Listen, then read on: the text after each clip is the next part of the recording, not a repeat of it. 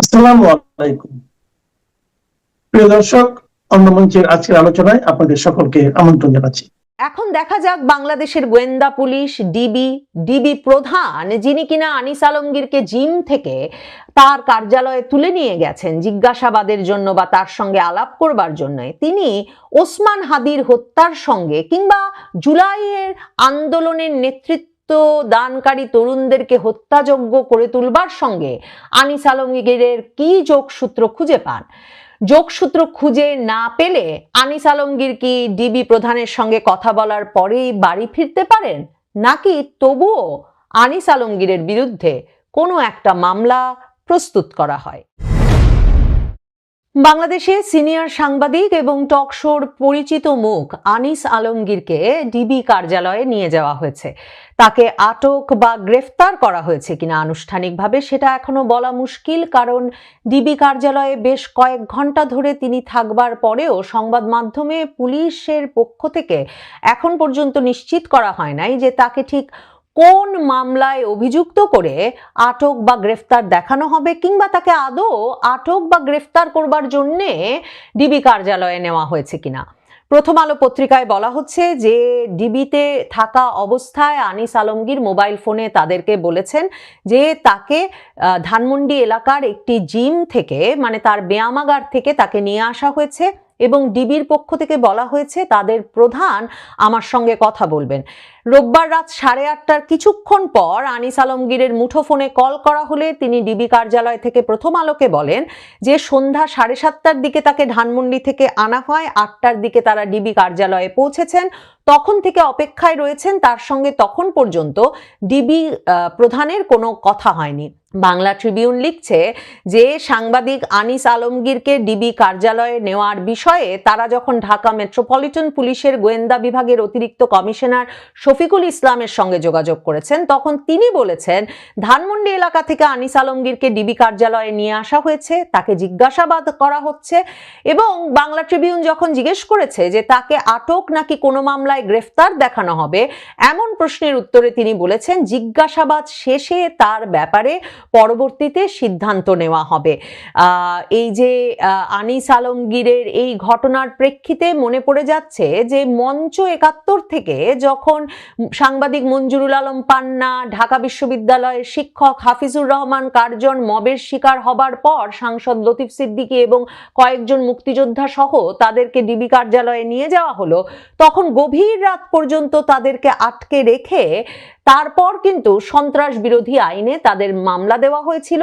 এমনকি এর কয়েক সপ্তাহ পরে টক শোতে আরেকজন যিনি কথা বলছিলেন, মানে ওই আগস্টের পর থেকে অত্যন্ত সক্রিয় ছিলেন, সবাক ছিলেন, সাবেক সচিব আবু আলম শহীদ খান, তাকেও ওই ঘটনার জেরে কয়েক সপ্তাহ পরে গ্রেফতার করে এনে সন্ত্রাস বিরোধী আইনে মামলা দেওয়া হয়েছিল। মানে আনিস আলমগীরের বিষয়ে ব্যবস্থা নেওয়া উচিত, এমন রব ওঠে ওসমান হাদি শুক্রবারে গুলিবিদ্ধ হওয়ার ঘটনার পর থেকেই। এবং আনিস আলমগীর নিজেও এই বিষয়টা সম্পর্কে সচেতন ছিলেন, জানতেন। তাকে ডিবি কার্যালয়ে নিয়ে যাওয়ার কয়েক ঘন্টা আগে তিনি সর্বশেষ যে স্ট্যাটাসটা দিয়েছেন ফেসবুকে, আনিস আলমগীর অত্যন্ত অ্যাক্টিভ সামাজিক যোগাযোগ মাধ্যমে ফেসবুকে, তিনি সর্বশেষ যে স্ট্যাটাসটা দিয়েছেন সেখানে তিনি বলেন বিদেশে পলাতক 2 কুলাঙ্গার ইউটিউবার দীর্ঘদিন ধরেই বাংলাদেশকে অস্থিতিশীল করার ষড়যন্ত্রে লিপ্ত, আর তাদের এই কাজের আমি সমালোচনা করেছি অন্তত 5টি প্রমিনেন্ট টেলিভিশন শোতে। তাই সেই কুলাঙ্গারেরা আমার উপর প্রতিশোধ নিতে আমাকে ঘিরে পরিকল্পিত অপপ্রচারে লিপ্ত, টেলিভিশনকে হুমকি দিচ্ছে। সাম্প্রতিক সময়ে তারা প্রকাশ্যে গুপ্ত হত্যার হুমকির ভাষা ব্যবহার করছে, যা সরাসরি ফৌজদারি অপরাধ। মানে আনিস আলমগীর, তাকে গ্রেফতার করা উচিত হাদির ঘটনায়, সেটার প্রসঙ্গে সরাসরি 2 ইউটিউবারকে দায়ী করছেন এবং তিনি বলছেন যে আমার দৈনন্দিন ব্যক্তিগত কর্মকাণ্ডকে জোর করে হাদি গুলিবিদ্ধ হওয়ার ঘটনার সঙ্গে যুক্ত করার চেষ্টা করা হচ্ছে, যা সম্পূর্ণ মিথ্যা, ভিত্তিহীন ও উদ্দেশ্য প্রণোদিত। বরং হাদি গুলিবিদ্ধ হওয়ার সঙ্গে সঙ্গে আমি তার বেঁচে থাকার প্রার্থনা করে পোস্ট দিয়েছি। আল্লাহ ওদের চোখ অন্ধ করে রেখেছে, সে কারণে তারা তা দেখেনি। ওরা আমাকে আওয়ামী লীগ বানানোর জোর প্রচেষ্টায় ব্যস্ত।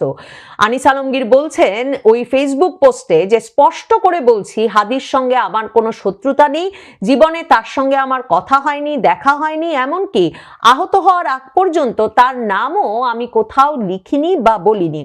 আনিস আলমগীর এর সঙ্গে এই পোস্টের সঙ্গে যে ছবিটা যুক্ত করেছেন, সেই ছবিটা ওসমান হাদি আহত হওয়ার পর থেকে একরকমের ভাইরাল করা হয়েছিল, যেখানে মনে হচ্ছে যে দৈনিক জনকণ্ঠ লিখেছে যে হাদির ওপর হামলাকে নেহারি খেয়ে উদযাপন করছেন ফ্যাসিস্ট আনিস আলমগীর। এটা বলে আনিস আলমগীরের একটা খাওয়ার ছবির সঙ্গে মিলিয়ে এরকম একটা পোস্ট তৈরি করে সেটা ভাইরাল করে দেওয়া হয়। আনিস আলমগীর এই পোস্টটা যে ভুল সেটা উল্লেখ করে তার এই সর্বশেষ ফেসবুক পোস্টটি দিয়ে বলেছেন যে হাদির সঙ্গে তার কোনো সম্পর্ক নাই, তিনি কোনোদিন তার নাম উল্লেখ করেও কোনো কথা উল্লেখ করেন নাই। তবে পিনাকি ভট্টাচার্য 12ই ডিসেম্বর ওসমান হাদি গুলিবিদ্ধ হওয়ার পরেই বাংলাদেশের টেলিভিশনগুলো টক শোতে এখন অত্যন্ত সক্রিয়, সবাক, উচ্চকণ্ঠ কয়েকজনের নাম উল্লেখ করে এমন একটা স্ট্যাটাস দিয়ে বলেন যে আমাদের সহযোদ্ধাদের এভাবেই গুলি করে মারবে, আর আনিস আলমগীর সহ অভিযুক্ত ওই সাংবাদিকেরা দাঁত কেলায় কেলায় টক শোতে লীগের পক্ষে বয়ান তৈরি করবে। 1975-এর আগস্ট বিপ্লবী বীর মেজর ডালিমেরা সুখ বেশি দিন পায় নাই, শকুনের দল উল্লাস করেছিল, শহীদ প্রেসিডেন্ট জিয়া ও হাসিনাকে ফিরিয়ে আনার প্রায়শ্চিত্ত দিয়েছিলেন নিজের জান দিয়ে। এবার ওসমান হাদির ওপর হামলার প্রতিক্রিয়া এবং লীগের জন্য যথাযথ ওষুধ রাজনৈতিক দলগুলো বসে দ্রুত ঠিক করুন। পিনাকি ভট্টাচার্য এই আনিস আলমগীরকে ডিবি কার্যালয়ে নেওয়া হয়েছে এই খবর প্রকাশিত হওয়ার পরপরই স্ট্যাটাস দিয়ে বলেন যে আওয়ামী দালাল আনিস আলমগীর, কি খবর তোমার? এবং তার পাশাপাশি কিছুক্ষণ বাদে তিনি আবারও স্ট্যাটাস দেন যে আনিস আলমগীরকে পোলাপাইন এক রকমের মবের শিকার করত। তিনি তার ভাষায় তার মানে পছন্দের শব্দ ব্যবহার করে এই কথাটাই বলতে চেয়েছেন যে আনিস আলমগীরকে মবের শিকার করা হতো, কাজেই পুলিশ তারে রক্ষা করছে গ্রেফতার করে। আওয়ামী লীগের প্রফেসর ইউনূসের সরকারের পুলিশের প্রতি কৃতজ্ঞ থাকা উচিত। আর জাতীয় নাগরিক পার্টির নেতা এবং জুলাই আগস্ট আন্দোলনের নেতৃত্ব স্থানীয় তরুণ নাহিদ ইসলাম এবং হাসনাত আব্দুল্লাহ যখন শনিবার দিন ডক্টর ইউনূসের আমন্ত্রণে আহ্বানে যমুনায় যান ওসমান হাদির শোক সন্তপ্ত পরিবারের সঙ্গে সাক্ষাতে এবং 3 রাজনৈতিক দলের মিলিত বৈঠকে, মানে বিএনপি, জামায়াত এবং জাতীয় নাগরিক পার্টিকে, যেখানে ডক্টর ইউনূস বলেন যে গভীর ষড়যন্ত্র ইঙ্গিত পাওয়া যায় এই ওসমান হাদির ওপর হামলার ঘটনায়, কাজেই এই 3 দলকে ঐক্যবদ্ধ থাকতে হবে, সেখানে দাঁড়িয়ে নাহিদ ইসলাম তখন অভিযোগ করে বলেন যে জুলাই অভ্যুত্থানের পর থেকেই কিছু লোক এই অভ্যুত্থানকে খাটো করার জন্য নানা অপতৎপরতা চালিয়ে আসছে, সুসংগঠিতভাবে জুলাইয়ের বিরুদ্ধে ক্যাম্পেইন চলছে, মিডিয়া ও প্রশাসনের নানা স্তরে এই কাজ হচ্ছে। জুলাই অভ্যুত্থান নিয়ে মিডিয়া ও সামাজিক যোগাযোগ মাধ্যমে এমন ন্যারেটিভ তৈরি করা হচ্ছে যাতে মনে হয় যারা অভ্যুত্থান করেছে তারা অপরাধ করেছে। আওয়ামী লীগ ও জাতীয় পার্টিকে নরমালাইজ করতে নানা চেষ্টা চলছে।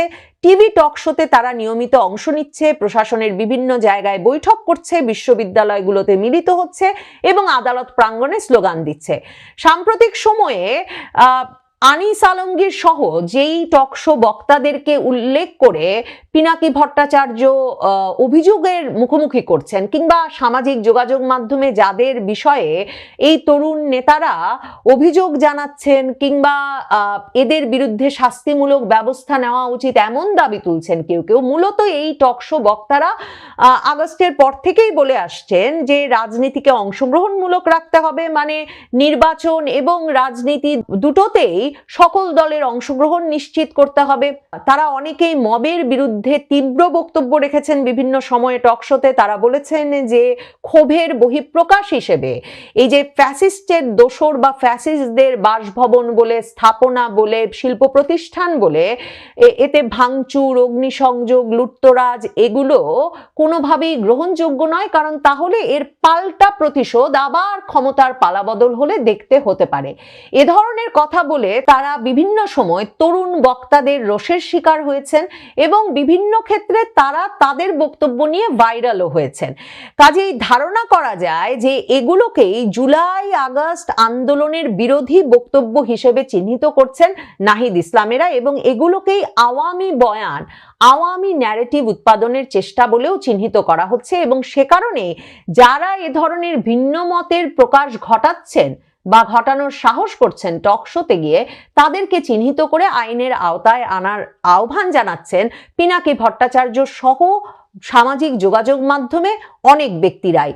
নাহিদ ইসলাম 14ই ডিসেম্বর শহীদ বুদ্ধিজীবী দিবসে স্মৃতিসৌধে ফুল দিতে গিয়েও একই কথা বলেছেন। তিনি বলেন যে কিছু বুদ্ধিজীবী জুলাই গণহত্যার পক্ষে সম্মতি তৈরি করছে। সেক্ষেত্রে তিনি বলেন যে বিগত সরকারের সময় যেমন বুদ্ধিজীবী ও সুশীল সমাজের একটি অংশ আওয়ামী লীগের মতাদর্শ উৎপাদন করে ফ্যাসিবাদের পক্ষে ভূমিকা রেখেছেন, এখনো গণমাধ্যমে তারা একই ধরনের ভূমিকা রাখছেন।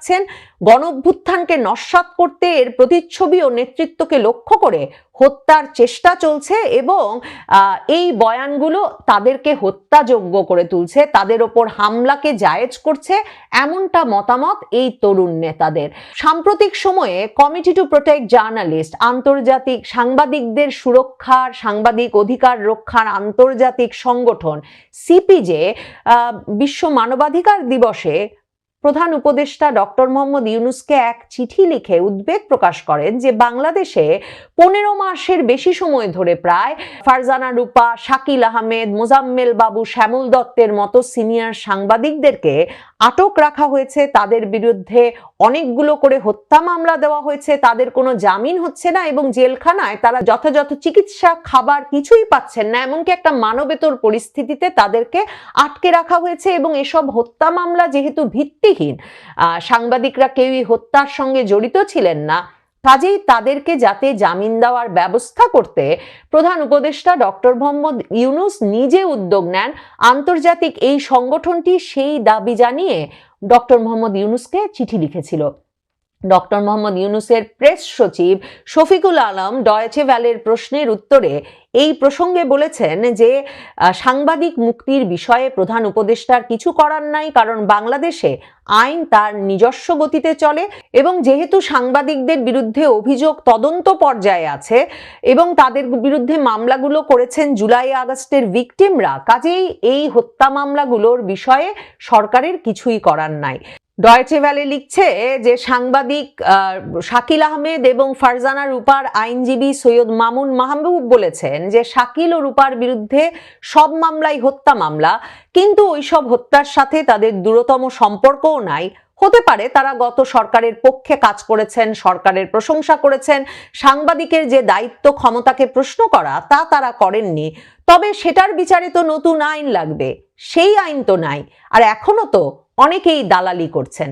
এই প্রশ্নটাই আসলে আনিস আলমগীর সহ টক শোতে বক্তা হিসেবে যাদেরকে নির্দিষ্ট করা হয়েছে যে যারা নাকি হাদির মতো জুলাই আগস্টের নেতাদেরকে নাকি হত্যাযোগ্য করে তুলছেন বলে সামাজিক যোগাযোগ মাধ্যমে একরকমের সরব আলাপ উঠেছে, তারা তুলছেন যে যেই চর্চাগুলো এখন করা হচ্ছে, এই যে সাংবাদিকরা কোনো এক সরকারের পক্ষে কাজ করেছেন, যথাযথভাবে বিরোধিতা করেন নাই, এমন অভিযোগ তুলে তাদেরকে যে ঢালাও হত্যা মামলা দিয়ে মাসের পর মাস আটকে রাখা হচ্ছে বা বিভিন্ন জনকে সন্ত্রাস বিরোধী আইনে মামলা দেওয়া হচ্ছে টক শোতে কথা বলবার জন্যে, এর জের আগামীতেও ক্ষমতার পালাবদল ঘটে গেলে আবারও দেখা যাবে এই কথাগুলো তুলেই সম্ভবত আনিস আলমগীর সহ এই ব্যক্তিরা অজনপ্রিয় হয়ে উঠেছেন একটি পক্ষের চোখে।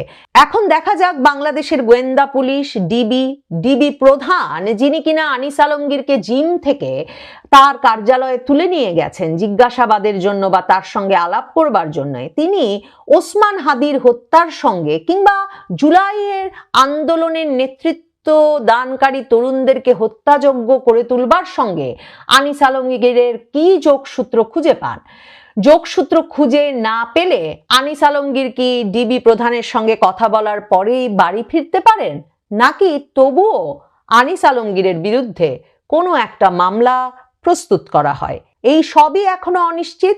তবে নিশ্চিতভাবেই ডিবি কার্যালয়ে তুলে নিয়ে যাওয়া এবং তার মাধ্যমে একটা শিক্ষা প্রদানের প্রচেষ্টা প্রায়শই ডিবি কার্যালয়ে ঘটছে। এই নভেম্বরের শেষেও এক সাংবাদিক এবং ব্যবসায়ীকে 10 ঘন্টার বেশি সময় ধরে আটক রেখে তারপর কোনো মামলায় আটক বা গ্রেফতার না দেখিয়েই বাড়িতে চলে যেতে দেওয়া হয়েছিল। কিন্তু একটা আতঙ্ক, একটা ভয় নিশ্চয়ই তাতে সৃষ্টি হয়। নির্বাচন, কিন্তু চারিদিকে অস্বস্তিকর শূন্যতা। ভারতের প্রভাবশালী গণমাধ্যম দ্য স্টেটসম্যান আনইজি ভ্যাকুয়াম শীর্ষক এক সম্পাদকীয়তে এমনটাই বলবার চেষ্টা করেছে। আপনারা জানেন যে আগামী 12ই ফেব্রুয়ারি বাংলাদেশের ত্রয়োদশ জাতীয় সংসদ নির্বাচন এবং একই সঙ্গে জুলাই সনদ নিয়ে একটি গণভোটের দিকে এগিয়ে যাচ্ছে বাংলাদেশ। এই সনদের লক্ষ্য হলো নির্বাহী ক্ষমতার ভারসাম্য পুনর্গঠন, প্রধানমন্ত্রীর ক্ষমতা সীমিত করা এবং স্বাধীন প্রতিষ্ঠানগুলোকে শক্তিশালী করা, অর্থাৎ সংবিধানের কিছু জায়গা, কিছু ধারা সংশোধন করবার জন্য এই জুলাই সনদ এবং জুলাই সনদেরই গণভোট এবং ত্রয়োদশ জাতীয় সংসদ নির্বাচন অনুষ্ঠিত হবে আগামী 12 ফেব্রুয়ারি। বর্তমান বাংলাদেশের সরকার সেটি ঘোষণা করেছে, সরকারের নির্বাচন কমিশন সেটি ঘোষণা করেছে। তফসিল ঘোষণার পরে বাংলাদেশে আপনারা অতীতেও কি দেখেছেন? একটা অন্যরকম, একটা ভিন্ন রকম একটা আবহ তৈরি হওয়া।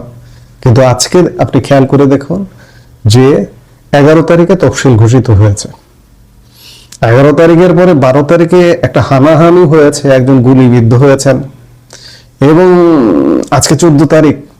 চারিদিকে কি শুনতে পাচ্ছেন কোন নির্বাচনের আমেজ বা হাওয়া? শুনশান নীরবতা। সেই বিষয়টি স্টেটসম্যান তাদের সম্পাদকীয়তে তুলে ধরবার চেষ্টা করেছেন। তারা বলছে যে এই যে গুরুত্বপূর্ণ রাজনৈতিক মুহূর্তেও বাংলাদেশের সামগ্রিক রাজনৈতিক প্রেক্ষাপট গভীরভাবে অস্থির হয়ে রয়ে গেছে। এখনো রাজনৈতিক অনেক বিষয় অনিষ্পন্ন অবস্থায়। তারা আরো বলছে যে কেন্দ্রীয়ভাবে বর্তমানে বাংলাদেশ এক ধরনের অস্বাভাবিকতার মুখোমুখি। ঐতিহ্যবাহী রাজনৈতিক দলগুলো কর্তৃত্ব ও দিক নির্দেশনা প্রতিষ্ঠায় হিমশিম খাচ্ছে, আর ক্রমবর্ধমান মেরুকরণ পরিস্থিতিকে আরো জটিল করে তুলছে। দীর্ঘদিন ধরে বিরোধী রাজনীতির প্রধান স্তম্ভ হিসেবে পরিচিত বাংলাদেশ জাতীয়তাবাদী দলের ভারপ্রাপ্ত চেয়ারম্যান প্রায় 2 দশক ধরে লন্ডনে স্বেচ্ছা নির্বাসনে, আর দেশে ফেরার ক্ষেত্রে আইনি ও নিরাপত্তাজনিত বাধাগুলো অনেকটাই দূর হয়ে গেছে বলা যায়। উল্লেখ্য, আগামী 25শে ডিসেম্বর তিনি দেশে ফিরছেন বলে এরই মধ্যে তার দল বিএনপির পক্ষ থেকে জানানো হয়েছে। বিএনপি মহাসচিব মির্জা ফখরুল ইসলাম আলমগীর গতকালকে সাংবাদিক সম্মেলন করে এমন একটি ঘোষণা দিয়েছেন। কিন্তু দেশে চলমান পরিস্থিতি ইসলামপন্থী দলগুলোর জন্য একটি উর্বর ক্ষেত্র তৈরি করেছে, বিশেষ করে জামাতে ইসলামের জন্য। রাজনৈতিক দলগুলোর মধ্যে স্থবিরতাকে কাজে লাগিয়ে নিজেদের দৃঢ় ও প্রভাবশালী রাজনৈতিক শক্তি হিসেবে উপস্থাপন করার চেষ্টা করছে তারা। এর মাধ্যমে তারা এমন এক বয়ান তৈরি করছে যা দেশের বহুত্ববাদী ও গণতান্ত্রিক চেতনার জন্য চ্যালেঞ্জ হয়ে দাঁড়াচ্ছে। 1971 সালের মুক্তিযুদ্ধ সহ প্রতিষ্ঠিত ঐতিহাসিক বিষয়গুলোকে প্রশ্নবিদ্ধ করে তারা মধ্যপন্থী রাজনীতির প্রতি জন আস্থা দুর্বল করার চেষ্টা করছে। এতে কেবল রাজনৈতিক নয়, বরং দেশের নৈতিক ও আদর্শিক ভিত্তিকে আঘাত করা হচ্ছে। একই সময়ে কয়েক দশক ধরে বাংলাদেশের রাজনীতিতে আধিপত্য বিস্তার করা আওয়ামী লীগও তীব্র বিশ্বাসযোগ্যতার সংকটে পড়েছে। দলটির শীর্ষ নেতৃত্ব নির্বাসনে এবং জনগণের ক্ষোভ ও অসন্তোষের সঙ্গে যথাযথভাবে মোকাবেলা করতে না পারায় বর্তমান রাজনৈতিক প্রতিযোগিতায় দলটি প্রায় প্রান্তিক হয়ে পড়েছে। আপনারা জানেন যে বাংলাদেশে এই মুহূর্তের কথা যদি বলেন, আওয়ামী লীগের কার্যক্রম নিষিদ্ধ করে রাখা হয়েছে। এই শূন্যতা কেবল দলীয় দ্বন্দ্বের বিষয় নয়, এটি বাংলাদেশের রাজনীতির কেন্দ্র দখলের লড়াই, যে কেন্দ্র ঐতিহাসিকভাবে উদার, গণতান্ত্রিক ও প্রগতিশীল কণ্ঠস্বরের প্রতিনিধিত্ব করেছে। এই অনিশ্চয়তাকে আরো বেশি ঘনীভূত করছে নতুন রাজনৈতিক দলগুলোর উত্থান, যারা মধ্যপন্থী উদার রাজনৈতিক জায়গা দখলের চেষ্টা করছে। এই নতুন দলগুলো বিএনপির সম্ভাব্য সমর্থনে ভাগ বসাতে চাইছে, আর ভাসমান ভোটাররা গভীর উদ্বেগ নিয়ে পরিস্থিতি পর্যবেক্ষণ করছে। তারা নেতৃত্বের দৃশ্যমান উপস্থিতি, রাজনৈতিক বিশ্বাসযোগ্যতা ও আদর্শিক স্পষ্টতার মতো বিষয়গুলো বিবেচনা করছে একটি অত্যন্ত মেরুকৃত পরিবেশে। এই প্রেক্ষাপটে বিএনপির সামনে দ্বিমুখী চ্যালেঞ্জ। একদিকে কেন্দ্রের দিকে তাদের মনোযোগ দেওয়া, অন্যদিকে নিজেদের রাজনৈতিক পরিচয় নতুনভাবে সংজ্ঞায়িত করা। দলটি পূর্বের ইসলামপন্থী মিত্রদের থেকে দূরত্ব তৈরি করে নিজেদের একটি উদার ও অন্তর্ভুক্তমূলক প্ল্যাটফর্ম হিসেবে প্রতিষ্ঠা করতে চাইছে। কিন্তু এই কৌশল অনেকটাই প্রতিক্রিয়াশীল। যে দৃঢ়তা ও অগ্রাসী বয়ান নির্মাণ প্রয়োজন তা এতে অনুপস্থিত। বিশেষ করে সেই ভাসমান ভোটাররা যারা ইসলামপন্থী প্রভাব নিয়ে শঙ্কিত, আবার প্রচলিত দলীয় রাজনীতির প্রতি সন্দিহান, তারা এখনো বিএনপির উপর আস্থা রাখতে পারছে না। এর প্রভাব কেবল বাংলাদেশের মধ্যেই সীমাবদ্ধ নয়। রাজনৈতিক কেন্দ্র যদি ইসলামপন্থী আধিপত্যের দিকে সরে যায়, তবে তা আঞ্চলিক স্থিতিশীলতা, সীমান্ত পারের সহযোগিতা ও সংখ্যালঘু সম্প্রদায়ের রাজনৈতিক ও সামাজিক পরিবেশের ওপর সুদূর প্রসারী প্রভাব ফেলতে পারে। অন্যদিকে বিএনপি যদি নিজেদের অবস্থান সফলভাবে পুনর্গঠন করতে পারে এবং একটি বিশ্বাসযোগ্য নির্বাচন অনুষ্ঠিত হয়, তবে তা বহুত্ববাদকে শক্তিশালী করবে এবং গণতান্ত্রিক মানদণ্ডকে আরো সংহত করতে পারে। বাংলাদেশ আজ এক গুরুত্বপূর্ণ সন্ধিক্ষণে দাঁড়িয়ে।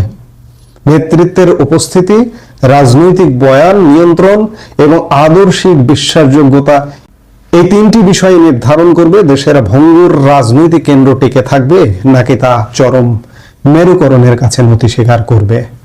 আগামী কয়েক মাস কেবল কে দেশ শাসন করবে তা নির্ধারণ করবে না, বরং আগামী বহু বছরের জন্য বাংলাদেশের গণতান্ত্রিক গতিপথ ও সামাজিক সংহতের ভিত্তি গড়ে দেবে। চমৎকার একটি বিশ্লেষণী এডিটোরিয়াল দ্য স্টেটসম্যানের। সত্যিকার অর্থে বাংলাদেশের রাজনীতি শুধু বাংলাদেশের জন্য না, আমাদের এই আঞ্চলিক সম্পর্কের ক্ষেত্রে, আঞ্চলিক নিরাপত্তার ক্ষেত্রে একটা নতুন মেরুকরণ, একটা নয়া মেরুকরণ হতে চলেছে। এই মুহূর্তে আওয়ামী লীগ অনুপস্থিত। বিদ্যমান ব্যবস্থা যা দেখা যাচ্ছে, এখনো পর্যন্ত আওয়ামী লীগের উপস্থিতি বা আওয়ামী লীগের নির্বাচনে অংশগ্রহণের কোনো সুযোগ নেই। আওয়ামী লীগ ছাড়া বিএনপি বহুত্ববাদী রাজনীতি এবং অসাম্প্রদায়িক রাজনীতির চর্চার কেন্দ্রে থাকতে পারে বিএনপি, কিন্তু বিএনপি সেটি কতটুকু কাজে লাগাতে পারবে এটি প্রশ্ন। যেমন আমি গতকালকের একটা ভিডিওতে বলেছি যে আওয়ামী লীগ প্রচন্ড জনপ্রিয়, কিন্তু এই জনপ্রিয়তাকে আসলে কাজে লাগানোর মতো কোনো লক্ষণ আমরা দেখছি না।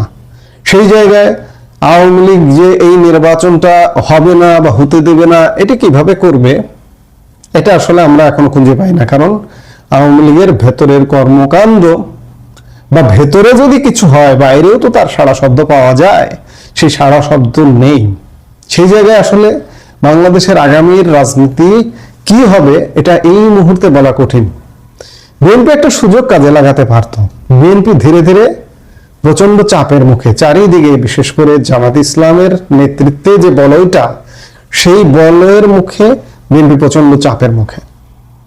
বিএনপি এই মুহূর্তে যেটি করতে পারত, যে বাংলাদেশের সব দলের অংশগ্রহণে নির্বাচনের একটা খুব জোরালো সাড়া শব্দ তুলতে পারত। আমি ধরে নিলাম আওয়ামী লীগ ক্ষমতাকালে বিএনপির উপরে অত্যাচার নির্যাতন করেছে। এই অত্যাচার নির্যাতনটা বিএনপি নিজেরাই রচনা করেছিল 2001-06 কালে যে কর্মকাণ্ড করেছিল তার প্রেক্ষিতে। কিন্তু আজকে বাংলাদেশ এমন এক যুগ সন্ধিক্ষণের মুখোমুখি, এই মুহূর্তে কে কাকে কিভাবে অত্যাচার করেছে এগুলো ভুলে যাবার সময়। ভুলে গিয়ে সব দলের অংশগ্রহণে প্রয়োজনে আওয়ামী লীগের সঙ্গে নেগোশিয়েট করে হলেও যে এবার আমরা ক্ষমতায় যেতে চাই, তোমরা আমাদের পেছনে থাকবা, নেপথ্যে থাকবা, সহযোগিতা করবা। আওয়ামী লীগ আমার ধারণা করি সেই জায়গাতেও আপোষ করবে যে একটা বিএনপিকে ক্ষমতায় পাঠাবে। বিএনপি যদি যোগ্যতার সাথে দেশ শাসন করতে পারে তাহলে কন্টিনিউ করবে, আর যদি না পারে তাহলে 5 বছর পর ক্ষমতা পরিবর্তন হবে, কিংবা তার আগেও ক্ষমতা পরিবর্তন হতে পারে। বিএনপির এই মুহূর্তে এই কাজটি করা ছাড়া বিএনপির ক্ষমতায় যাওয়া, বিদ্যমান ব্যবস্থায় ক্ষমতায় যাবার কোনো সম্ভাবনা নাই। বাংলাদেশের রাজনীতি একটা ভিন্ন মেরুতে মেরুকরণ হচ্ছে, আমরা দেখতে পাচ্ছি সেগুলো। বিএনপি যত দ্রুত এই জিনিসটা বুঝবে, তত দ্রুত বাংলাদেশের জন্য, আমাদের এইখানকার রাজনৈতিক কারণের জন্য অত্যন্ত গুরুত্বপূর্ণ হিসেবে আবির্ভূত হবে। এখন আমরা জানি না যে বিএনপির সেই শুভবুদ্ধি উদয় হবে কিনা। চূড়ান্তভাবে যখন দেয়ালে পিঠ ঠেকে যাবে, তখন হয়তো বিএনপি বুঝবে। যখন ক্ষমতা হারিয়ে ফেলবে, এই আগামীর যে নির্বাচন, এই নির্বাচনে ক্ষমতায় আসা থেকে যখন বঞ্চিত হবে, তখন যদি বিএনপির বোধোদয় হয়, তবে তখন বোধোদয় হলে পরিশ্রমটা, খাটুনিটা আরো বেশি হবে। বিএনপির জন্য আরো কঠিন হয়ে যাবে, সোজা কথা। কাজেই এখনই সময় বিএনপির ঘুরে দাঁড়িয়ে একটি ভিন্ন চিন্তা করা, বহুদলীয় রাজনীতি, সব দলের একটা অন্তর্ভুক্তিমূলক নির্বাচনের একটা পরিবেশ তৈরি করা কিন্তু, এবং এই নেতৃত্বটা দেওয়া কিন্তু বিএনপিরই দায়িত্ব।